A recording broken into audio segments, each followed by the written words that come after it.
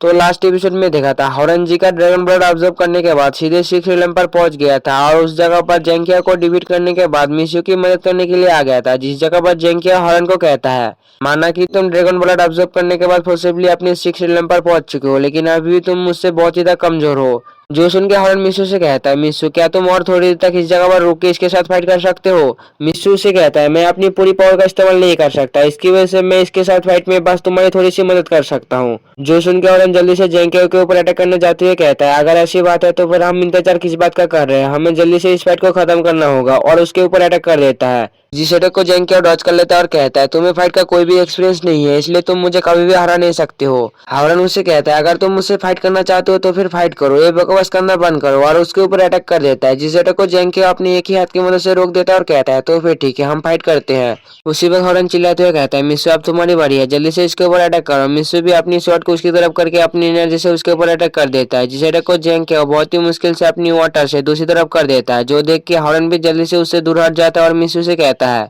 मिस्सू ये बहुत ही बढ़िया अटैक था, हमें और कुछ अटैक इसके ऊपर ऐसे ही करना होगा। फिर ड्रैगन की फाइट की तरफ देखने लगता है, जिस जगह पर दोनों ड्रैगन किंग एक दूसरे से फाइट कर रहा होता है और हॉरन कहता है मुझे जल्दी से इस फाइट को खत्म करना होगा और मिस्टर चाओ की मदद करने के लिए जाना होगा, और अपनी स्टोरेज स्पेस से लिटिल वाइट को बाहर निकल लेता है और उसे कहता है लिटिल वाइट अगर तुम इस कमीने को हारने के लिए फाइट में मेरी मदद करती हो तो फिर बाद में मैं तुम्हारे लिए 3 फीमेल पार्टनर को ढूंढ दूंगा। जो सुन के लिटिल वाइट बहुत ज्यादा खुश हो जाता है। उसी वक्त जेंकिया बहुत सारे वाटर ड्रैगन से हॉरन के ऊपर अटैक करते हुए कहता है क्या तुम्हें लगता है मैं तुम्हें हवा में जाने दूंगा और तुम्हें फिर से उसी सेम ट्रिक को करने दूंगा, ऐसा बिल्कुल भी नहीं होगा। तो हॉरन जल्दी से अपनी शॉट को घुमाती हुई उन सभी वाटर ड्रैगनों को डिस्ट्रॉय कर रहा होता है और लिटिल वाइट भी उन वाटर ड्रैगनों को अपनी मुंह से पकड़ के डिस्ट्रॉय कर रहा होता है, जो देख के हॉरन उसे कहता है बहुत ही बढ़िया लिटिल वाइट, ऐसे ही डिस्ट्रॉय करते रहो। उसी वक्त लिटिल वाइट अपनी मुंह से फायर निकल के अटैक कर देता है, जो अटैक उन सभी ड्रैगनों को डिस्ट्रॉय करते हुए जेंकियाओ की तरफ जाने लगता है, जो देख के जेंकियाओ कहता है इस तरीके का बेकार और कमजोर स्पीड विस्क की फायर से मुझे कोई भी फर्क नहीं पड़ेगा। फिर साथी उस फायर को फील करता है, फिर हैरान होते हुए कहता है क्या यह समाधि ट्रू फायर हो सकता है। फिर साथी उस फायर से डॉज करने लगता है, लेकिन वो फायर फिर भी जेंकियाओ के बाजू से टकरा जाता है, जिससे उस जगह के सारे कपड़े जल जाता है। जेंकियाओ कहता है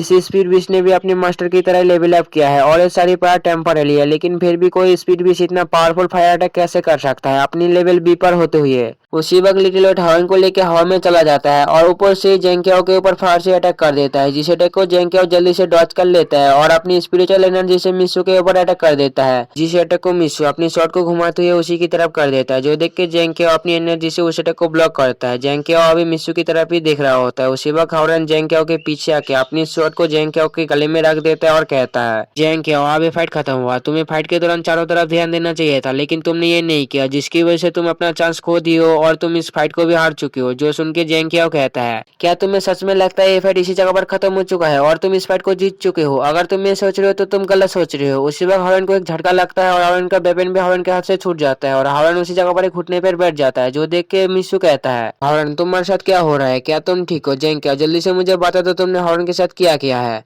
तो जेंकियाओ हॉर्न को कहता है हॉर्न तुम्हें मारना मेरे लिए एक चींटी की जैसा है जिसे मैं कभी भी मसल सकता हूँ, और मैं तुम्हारे साथ बस इसलिए इतनी देर से खेल रहा था क्योंकि मैं जब तुम्हें मारूं तब मैं तुम्हारे आंखों पर डर और हैरानी देखना चाहता था, बस यही बात है। और बात रही तुम्हारी पावर के बारे में तो ये सच है, ड्रैगन ब्लड लेने के बाद सभी लेवल को अनलॉक कर कर किसी का भी कल्टिवेशन को इम्प्रूव करा जा सकता है, लेकिन जिस मूवमेंट पर ड्रैगन ब्लड की पावर को इस्तेमाल किया जाता है उस टाइम के कुछ देर बाद उस पर्सन को एक सीरियस बैकफायर का सामना करना पड़ता है, जिससे तुम अभी गुजर रहे हो। उसके बाद हॉर्न के सर को अपने पैर से नीचे दबाते हुए कहता है अभी के तुम्हारी सिचुएशन को देख के मुझे ऐसा लग रहा है तुम्हारे अंदर खड़े होने की भी पावर नहीं है, क्या मैं गलत कह रहा हूँ? उसी वक्त साइड से मिस्सू कहता है जेंकियाओ जल्दी से हॉर्न को जाने दो वरना ये तुम्हारे लिए अच्छा नहीं होगा। जो देख के जेंकियाओ मिस्सू को एक वाटर बबल में कैद कर लेता है, फिर हॉर्न के सर को और भी ज्यादा नीचे दबाते हुए कहता है हॉर्न कैसा रहेगा मैं तुम्हारे सबसे पसंदीदा टीचर के कल्टिवेशन को तुम्हारे सामने डिस्ट्रॉय करूंगा और तुम इस जगह और पड़े हुए सिर्फ उसे चिल्लाते हुए देखोगे और कुछ भी नहीं कर पाओगे। फिर जोर से हंसते हुए कहता है आज से और इसी टाइम से सिर्फ वो स्टेशन का ही ब्राइट फ्यूचर है, वो स्टेशन ही राइज करेगा और सभी ड्रैगन के ऊपर रूल करेगा। उसी वक्त दिखाया जाता है उन सभी के ओशन के ऊपर जिस जगह पर बहुत ज्यादा स्पिरिचुअल एनर्जी आ रहा होता है और एक आवाज सुनाई देता है जो कि कहता है तुम सभी अनियंत्रित कमीनों मेरी बात को ध्यान से सुनो, अब सब खत्म हो चुका है, जल्दी से इस बैटल को रोक दो।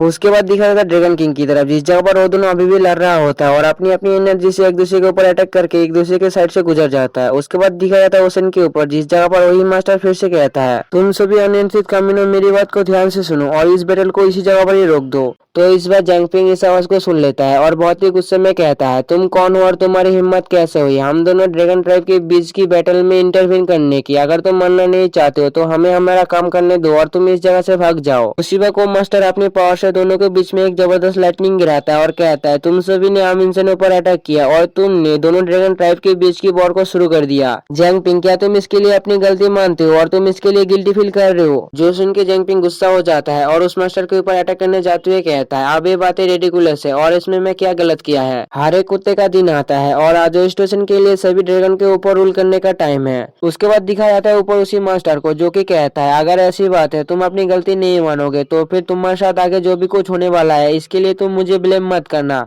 और अपनी एनर्जी को उसकी तरफ भेज देता है, जो एनर्जी ओशन के अंदर चला जाता है और सीधा जैंगपिंग के पास आके उसे बांध देता है, जिससे जैंगपिंग अपनी ह्यूमन फॉर्म में आ जाता है और ऊपर से नीचे की तरफ गिरने लगता है। उसके बाद दिखाया जाता है उसके एल्डरों को भी, जो सभी फाइट कर रहा होता है। उसी वक्त उन सभी एल्डरों को एक झटका लगता है और वो सभी सीधे नीचे जमीन पे आके गिरता है। उस वक्त वो मास्टर अपनी एनर्जी को उन सभी एल्डर की तरफ भी भेज देता है, जो एनर्जी उन सभी एल्डर से जाके टकराता है और उस जगह का सभी का ड्रैगन कोर की पावर को सील कर देता है। दूसरी तरफ जैंकिया अपनी कल्टिवेशन को महसूस करते हुए कहता है, ये मेरे साथ क्या हो रहा है? मैं अपनी उस पावर को क्यों खो रहा हूँ जिसकी कीमत मुझे इतने सालों में चुकानी पड़ी है? और बहुत ही गुस्से में कहता है, मैं अपनी हेवनली ड्रैगन रेले में पहुंचने से सिर्फ एक स्टेप दूर था, तुमने मेरे साथ क्या किया है? और इसी जगह पर एंड होता है।